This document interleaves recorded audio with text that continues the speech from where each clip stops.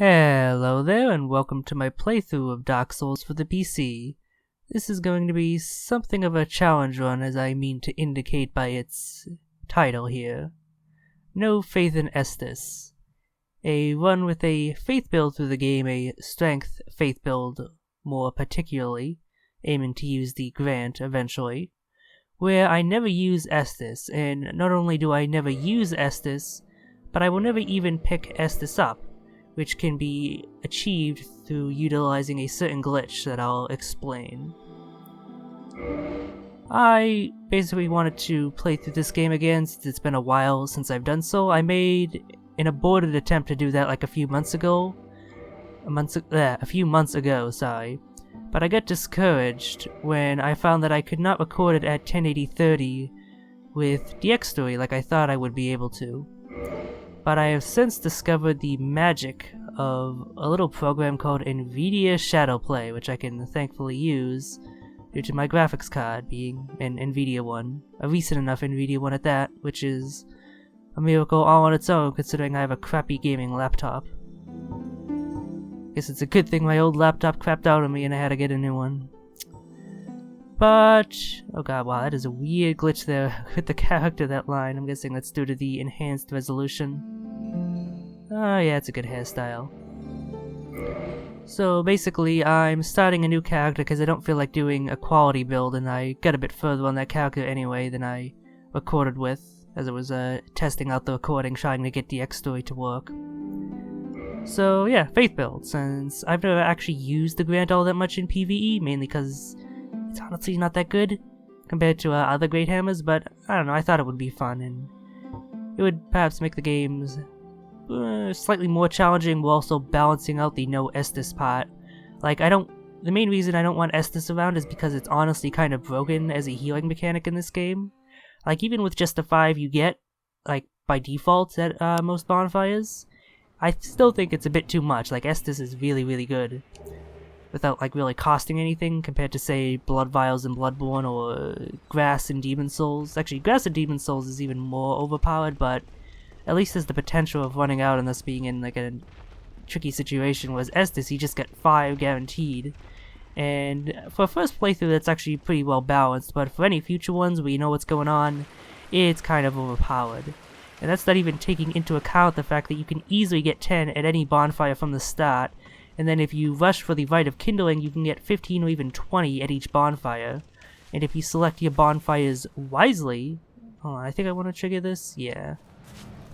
I don't actually have the glitch like written out in front of me, so I just have to remember it from what I've read. And I have done this once before just to confirm that it works, but yeah. But anyway, yeah, Estus can be made pretty damn broken with the whole kindling system. And even just the 5 you get would be pretty overpowered for someone like me who has a good amount of experience with the game.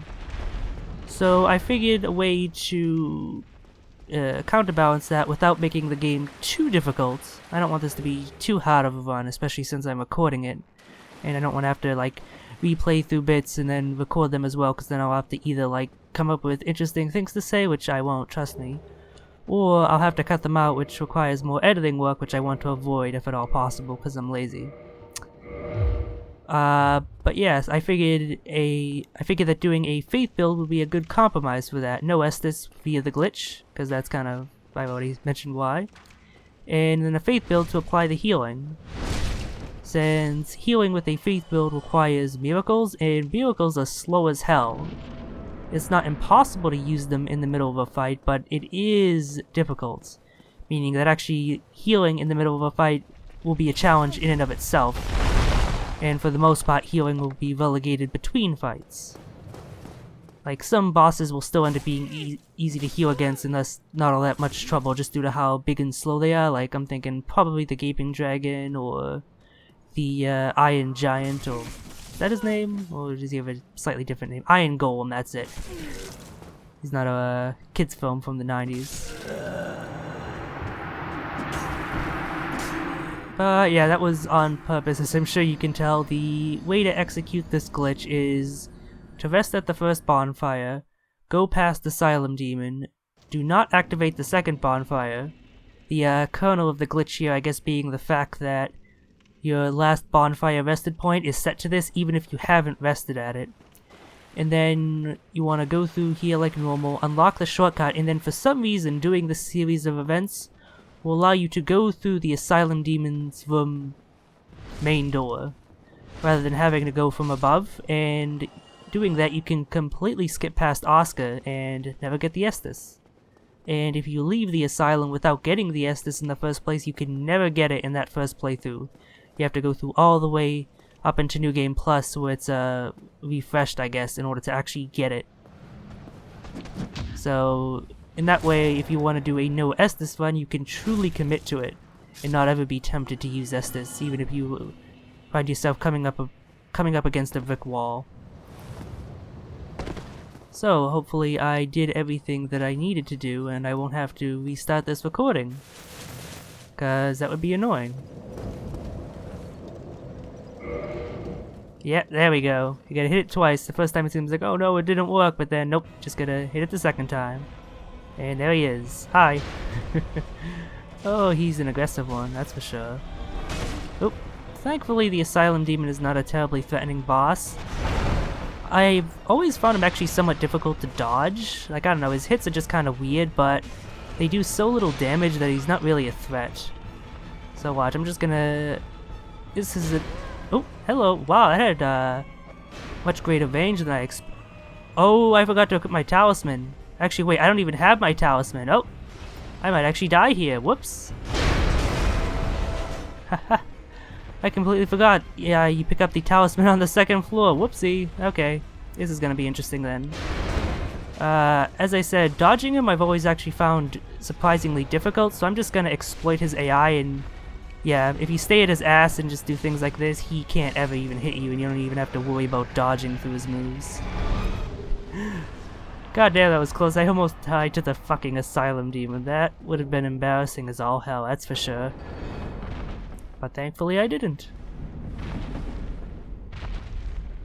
And I'm just gonna go ahead and use that humanity right now, even though there's nothing that could possibly hurt me from now until Firelink, since...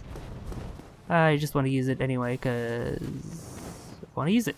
It's always good to keep at least one liquid humanity on you at all times in this game, just because that gives a pretty massive boost to your item find stat, which means more drops from enemies. Early on, that's not too helpful, since they just give weapons that you're probably not going to use, but later on, when enemies start dropping either rare weapons that you might want to use, or just good stuff in general, like the rats dropping humanity, then that's when you want the boosted item find.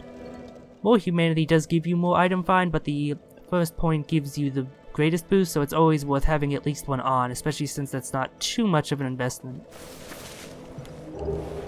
Okay, so we got Firelink here. I'm gonna give my voice a break and let Cresty do some talking. Well, what do we have here? You must be a new arrival. Let me guess, fate of the undead, right? Well, you're not the first, but there's no salvation here. You'd have done better to rot in the undead asylum. But too late now. Well, since you're here, let me help you out. There are, actually, 2 bells of awakening. One's up above in the undead church. The other is far, far below, in the ruins at the base of Blight Town.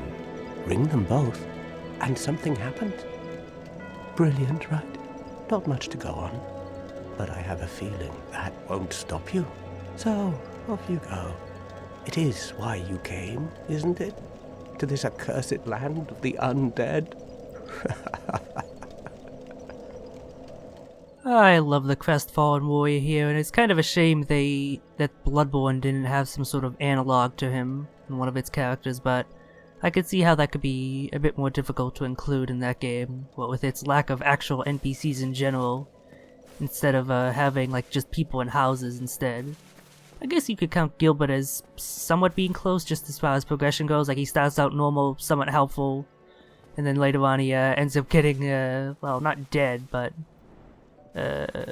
like in these games, the crestfallen warrior usually ends up going hollow, and in Bloodborne, Gilbert ends up turning into a beast, which is the closest equivalent to that, I guess. But even then, they're still not all that similar, because he's not like a bitter, sarcastic, like, old adventurer who's seen a bunch of shit and is like, fuck it, I'm done. One of the things I really liked about Dark Souls 2 was how its equivalent, Salden, I think his name was it actually ends up working out a bit differently. Rather than going insane, if you end up bringing a bunch of people to Majula, he's actually like, huh, I'm kinda alright now. Like, you can actually improve his mood and make him not depressed and shit, which is great. Hello there. I believe we are not acquainted. I am Petrus of Thurland. Have you business with us? If not, I'd prefer to keep a distance, if possible. Hello there. I realize that I have requested that we retain our distance, but I also want you to know that it is not meant in ill will. Here, take this, as a token of peace. No, go ahead. It's for you. Oh my, you again. Oh, I know. How about this? I have to await my companions here anyway. So what if I were to teach you some miracles? Would that please you? Very well. Then first, a covenant with the gods. Now let me share my miracles. Only their ultimate effectiveness will be determined by your efforts and your faith. So, Petrus here is the first miracle vendor, and as he said, the efforts of my training will depend on my faith, the effort I give, and also the cash I have on hand, because look at these prices, look at them! 10,000 for a single cast, pretty decent admittedly heal miracle, like 8,000 for Homeward when Homeward Bones are much cheaper, and you could just buy a bunch of them instead. 4,000 for Forest, which I think you can actually pick up a copy for free somewhere, I want to say. Maybe not. Might just be thinking of, like, Dark Souls 2 or something. But yeah, Petrus here is the first miracle vendor, and he really is taking you for a something. I forget how that saying goes. Like, he is ridiculously price gouging here, so you don't want to buy a single thing from him. The only thing worth purchasing is potentially the Thorland Talisman, which I believe only he sells. It has poor scaling, but very high base Magijust, meaning it's very good for low faith characters that still want to use a bit of miracles. Like, say you're just gonna get like 12 faith for the heal miracle, this is the talisman you want to use. But even then, it's still pretty expensive for this early on, so its use is kind of limited. The main reason to talk to him is to learn the gesture, Shrug. One of the better gestures in the game, if I do say so myself. Come again. The effectiveness of the teachings depend upon your faith. Yeah, okay, let's explore more of Firelink then. I plan to explore this to its fullest that I can at this point at any rate. Getting all the item drops because those are always helpful. Most of these consumable soul items, which will come in handy should I end up wanting to purchase something and then I don't have enough souls. That's why you always want to keep those on you and not do what a lot of first-time players do and like use them whenever they want to level. Like, no, keep them until there's something that you really want, like an item, say, that a merchant is selling. Anyway, here we get Petrus's little stash, which contains like a bunch of stuff that you'd expect a cleric to have, a mace, a talisman, and... Hey, wait a minute, cracked red-eye orbs, the invasion item. That seems a bit odd for a cleric to have, don't you think? Yeah, Petrus here, he comes off as being stiff, but ultimately pleasant here, but in actuality, he's kind of a shit, and by kind of a shit, I mean he's actually probably the most foul character in the game, just in terms of sheer repugnance. For reasons that I'll hopefully be able to show off, it mainly comes across in a few lines of dialogue he has that are really tough to get because they have very specific times at which they happen. But I'll see if I can't actually manage to get those. If I don't, I'll just like mention what they are. Anyway, here we get the skeletons who... A lot of newbies end up going to this area first, for one reason or another, and they end up just throwing their heads against these enemies, because I'm making quick work of them, but that is in part due to the fact that I'm experienced with their moveset, so I know how to handle them. In part because I'm using a very effective weapon against them, the mace here. It does blunt damage, which means I'm actually doing a decent amount of damage to them, whereas slashing weapons like, say, a long sword or a scimitar would do effectively nothing to them. And its heavy attacks also mean that they stagger very easily, collapsing to the ground after only a single R2, whereas again a longsword would take like 2 R2s and that would give them more time to attack. But yeah, a lot of newbies end up going through here, bashing their head against them a bunch, and then they go online and complain saying, I know this game was hard, but this is ridiculous, and then people tell them, it's kind of the wrong way, buddy. And, well, that is kind of silly that people, that it's as common as it, that sentiment is as common as it is. It is understandable in a way, like, not due to the game itself, but due to the weird image that has had it built up due to, in part, the official advertising, admittedly, by Namco, but also just the word of mouth, like people saying this game, oh, it's so hard, and so that when people get to a part like here, where it's obviously, like, too hard and you're not supposed to go this way, people think that's just how the game is, and they don't think to go down another path. I imagine some people have to have, like, just quit the game completely and never come back to it as a result of that, which is really a shame, since this game's very good. That's why I have, like, 1,500 hours in it. Admittedly, most of it in the PvP, not the PvE, but still. Anyway, I'm not actually sure why I'm going through this entire graveyard here. The only items up ahead I'm probably not going to use. Actually, no, Binoculars is actually pretty useful for any character that has offensive spells, since you can manually aim them with the binocular, a pretty handy trick, all things considered. So I guess it is worth it for that, and that is the item at the... oh, hello. Ow. That is the item at the... That's close. Let me run away and heal first before I fight him, because one more hit and I'm dead, and I don't want to risk that. Thankfully he... oh my god, I forgot to equip the fucking...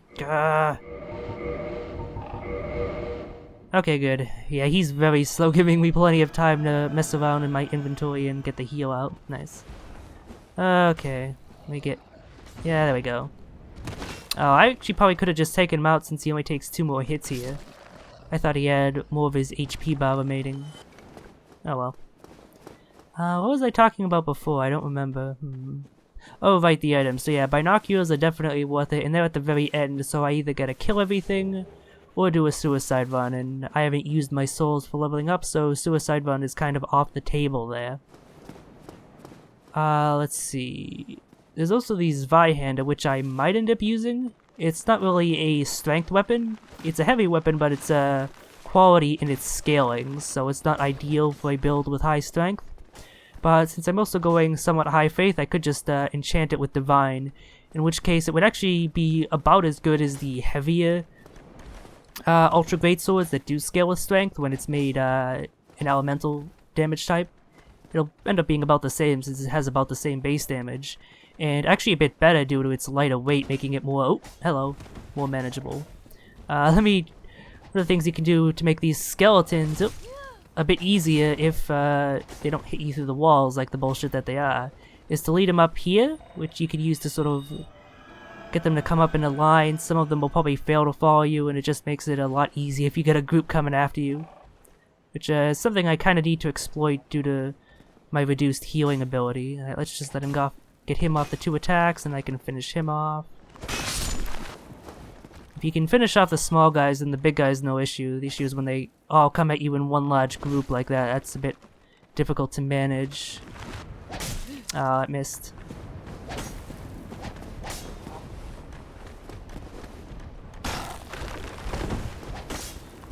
Oh, hi.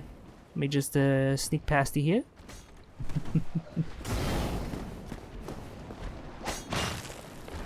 Oh god, that is not the direction I wanted to roll in, damn it. That's my bad.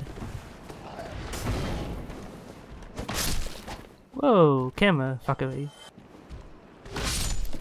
Okay, that took longer than I meant it to, but I'm alive, and that's what counts. My soul is mine, and I am alive! Uh-oh. Whoa! Hitbox porn!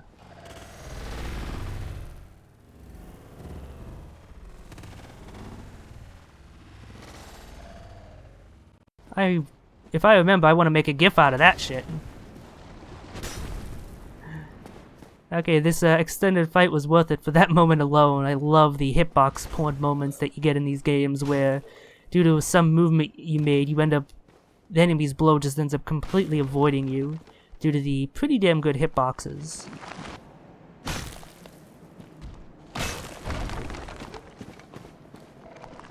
Okay, there we go. And I believe that's it for the enemies in the graveyard here.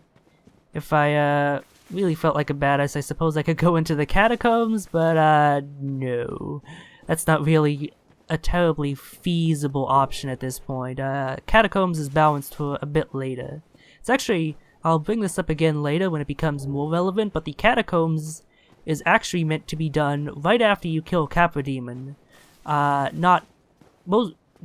It's meant to be done right after you kill Capra Demon, but most players end up doing it towards the end of the game when you actually have a reason to go there, because you gotta go through there to get to the Tomb of the Giants, which is one of the endgame areas. But because of that and the fact that actually going there, like, the fact that the devs that FromSoft wants you to go there right after killing Kappa isn't entirely obvious. Again, I'll go into more detail on like why that is when we get to that point, but it's kind of interesting because it means a lot of players end up doing that area way later than they should, which ends up making the area way easier than it's meant to be, and it's kind of a shame since it's a pretty well-designed area, all things considered, with some interesting gimmicks. Yeah, it's a pretty good level up. I kind of like to spread my stats among all the things I want to level, unless, like, I don't know, I specifically want to pump my stat max for something, or if I just want higher damage early on for whatever reason. A good balanced spread is not a bad thing. Main thing I want to do here is get that dexterity up to 10. Let's not risk it. I was considering reversing hollowing now, but there's something that I may end up dying up ahead, and I don't want to waste my liquid humanity if that's the case. Because if I use it, then I can't recover it in the bloodstain. But what was I saying? Yeah, the main thing is getting dexterity to 10 so I can wield the Astora's Straight Sword, which is the thing that I'm doing a potential suicide run for. If I handle things right, I won't end up dying, but that's by no means guaranteed. I feel like it's a 50-50 shot of going either way. That's about my success rate with getting that item without dying, essentially.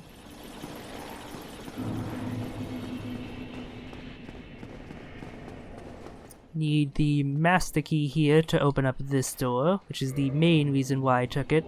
I mean, you should always take the master key anyway, like, it allows you to get to Havel early and get his ring, which is valuable for pretty much any character, especially due to how, punishing is not quite the correct word, but it's close enough. How punishing the equip load system in this game is.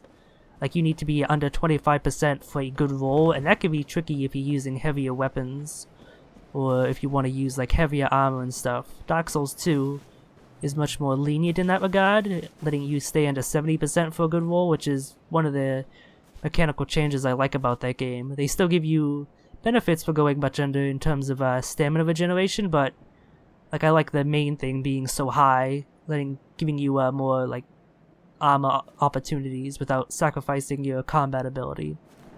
Anyway, you got 3 items here. Don't bother getting the one to the right. It's a soul token, which is not worth risking your life for. If you approach this like just right, you can actually pick up the items without waking them up, but that's tough to do, and if you fail that, you're probably gonna get yourself killed. So I'm just gonna do the speed method. Okay. Well, I guess I shouldn't have used that humanity I got from the Asylum demon, huh? Because then I wouldn't have had to recover that bloodstain at all. In fact, you know what? It's 1 humanity. It's not that much in the long run. I'm just gonna ignore it and use 2 of the ones I got here. But yeah, that went pretty poorly because not only did I die, but I didn't manage to pick up the Grass Crest shield, which would have been handy. And I don't really feel like going back for it at this point. Maybe I'll do that later, or when I come back up from Blighttown. It'll be more convenient then. But yeah. Basically, what you want to try to do with the speed method is just go up, get both the items, or one if you only want one, I guess. And then get the fuck out of there. He always starts with that right-handed claw swipe, so you want to time your roll to avoid it, and that's what I failed to do and why I ended up dying, unfortunately.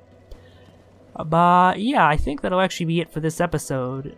I want to save exploring the Undead bug for next time, so why the fuck isn't my gesture menu working? I'm pressing... I hope my controller's not crapping out. Oh, that's why. Yeah, that stupid thing of how if you have some sort of prompt on your screen, you can't access the gesture menu for whatever reason. Something that remains true in Dark Souls 2, and I think even Bloodborne. Really dumb.